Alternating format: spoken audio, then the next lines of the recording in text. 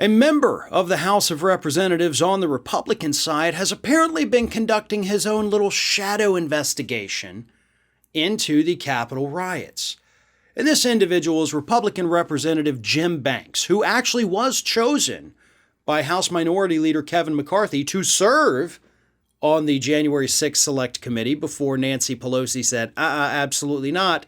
You cannot have him on there. And of course, you can't have Jim Jordan either because they think the whole thing's stupid. And that's what sparked McCarthy to be like, well, fine, I'll take all my Republicans and leave. But Mr. Banks didn't think the job was done yet. So what Mr. Banks has been doing is sending letters to all of the governmental groups and to Facebook, at least, demanding access to the same materials that these groups have turned over to the January 6th Select Committee. That includes the Department of Justice, the Department of Defense, and the Department of Homeland Security, and of course, several social media companies of which we know for a fact he has sent a letter to Facebook. Now, here's the problem. In these letters, which the Daily Beast has seen, he refers to himself as ranking member. Now, ranking member implies that he is a ranking member on the January 6th Select Committee, because that's how you become a ranking member. If you're not on the committee, you're not a ranking member, you're just a member of the House of Representatives, not of the committee. So it would seem, based on what I'm reading here in Daily Beast, that Mr. Banks is defrauding these people. Now, he claims he is totally not defrauding anybody because, you know, as a member of the House of Representatives, the Republicans are entitled to the same information. Except you're not. You're not. You're absolutely not. If you're on the committee, you get your hands on this. That doesn't mean that literally just anybody else in the House of Representatives can say, oh, sweet, hey, give me a copy of that. That's not how this works. 100% not how this works. If it were, you would have all of the other Republicans in the House as well requesting this same information. And most importantly, what the hell do you think you're going to do with it?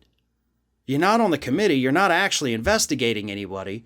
So the best I can assume here is that you want to get your hands on this information, strategize with all your other little Republicans who are also not on the committee, then take your case to the American press and try to disparage the information before the Democrats and a couple of Republicans on that committee have a chance to fully explain it during the committee hearings.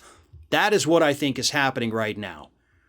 But if Mr. Banks is in fact, as the reports say he is, and they've seen the documents, if he is referring to himself as ranking member, that should be grounds for expulsion.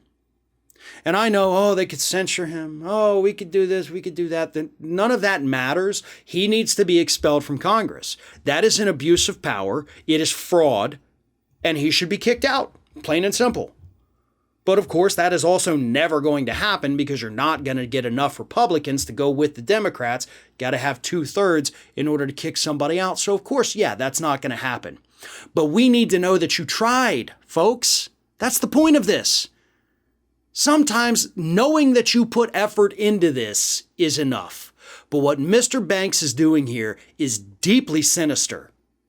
It needs to be stopped. And the only way to do that is for Democrats to get out ahead of the issue, make their case to the press, expose all of this horrendous behavior by Mr. Banks, get the public on your side, and discredit him before he tries to twist the information and discredit you.